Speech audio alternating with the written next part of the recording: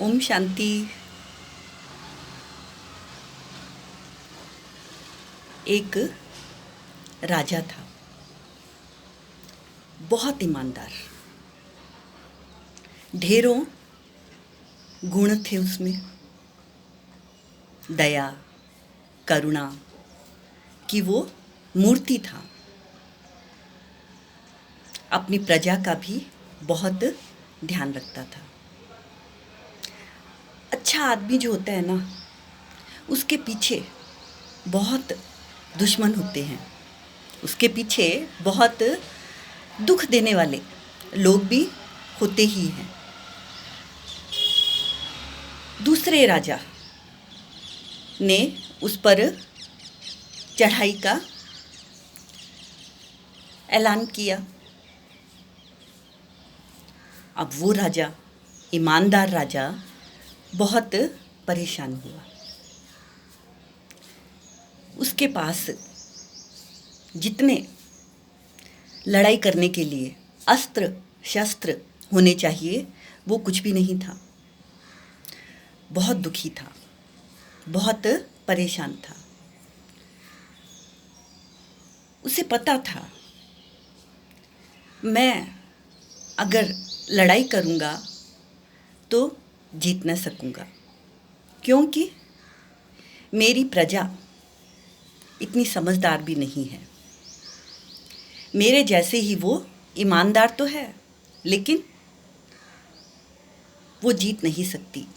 ये उसे अच्छी तरह से मालूम था। उसके राज्य में एक बूढ़ा सन्यासी रहता था। वहाँ जाता है और उसे अपनी समस्या बताता है। कहता है, अब आप ही बताएं कैसे इस समस्या से मैं पार पाऊं। बूढ़ा सन्यासी हंसता है, कहता है, ये कौन सी बड़ी बात है, ये कौन सी बड़ी बात है, तुम जीत जाओगे, इसका मुझे पूर्ण विश्वास है।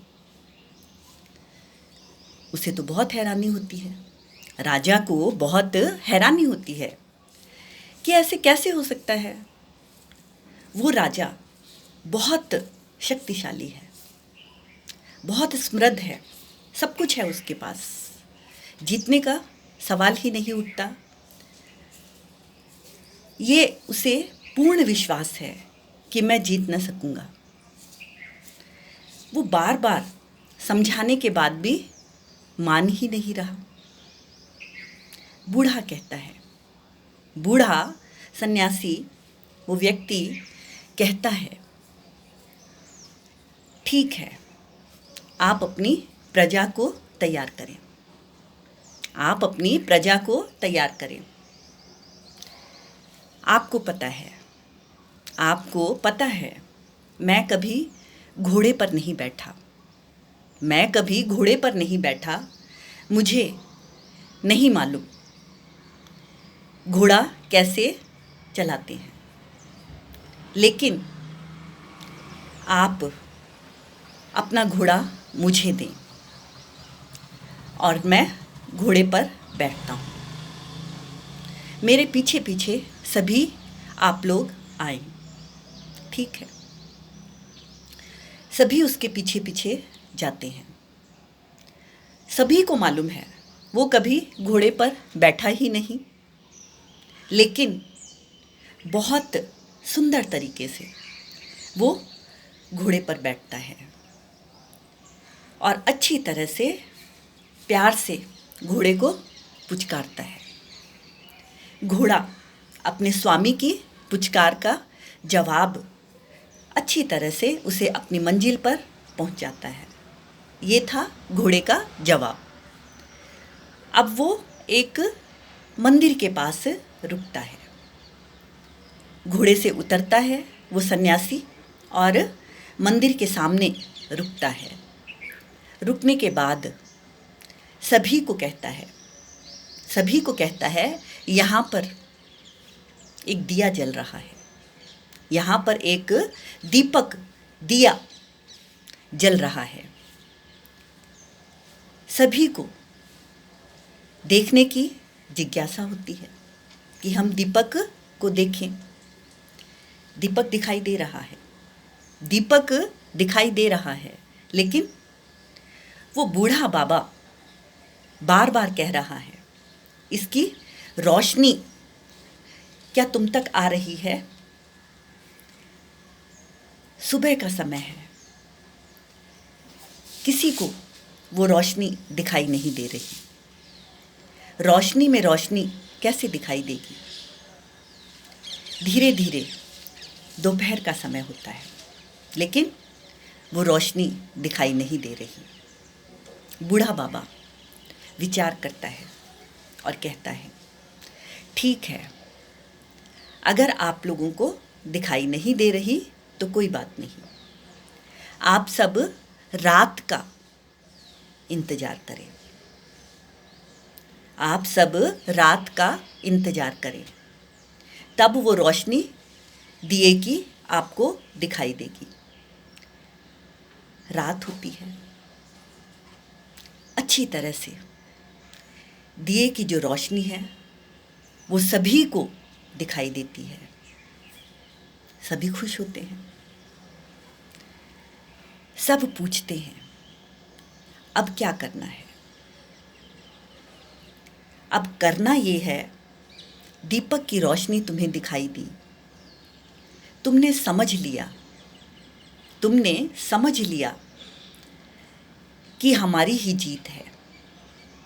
ये रोशनी तुम्हें एप्रिशिएट कर रही है, तुम्हारे अंदर उत्साह उमंग भर रही है। ये दौर भी गुजर जाएगा, ये दौर भी गुजर जाएगा। कैसे भी करके जीत हमारी ही होगी, इस बात को आप न भूलें। सावधान रहें, घर में रहें, अपनों के साथ रहें, स्वच्छ रहें, अड़ोस पड़ोस आसपास वालों का भी ध्यान रखें। कुछ मंद बुद्धि भी हैं, कुछ मंद बुद्धि भी हैं। मंद बुद्धि कैसे हैं? जो धर्म के मर्म को जानते ही नहीं। धर्म का मर्म क्या कहता है? हमारे घरों में समझो खीर बनी, हमारे घर में खीर बनी है, उसका बर्तन, उसकी कढ़ाई कौन मांजेगा? काम वाली बाई। लेकिन बर्तन वो अच्छी तरह से मांजे, लेकिन एक कटोरी खीर की भी वो हकदार नहीं है। ये धर्म नहीं है।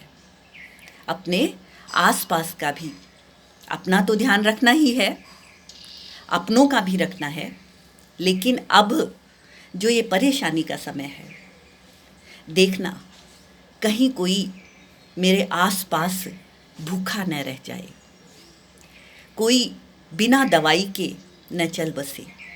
इतना ध्यान तो हम रख सकते हैं। इन्हीं भावनाओं के साथ जो आपने लहर चलाई है सेवा भाव की, उसके लिए आप सब का मंगल हो, शुभ हो।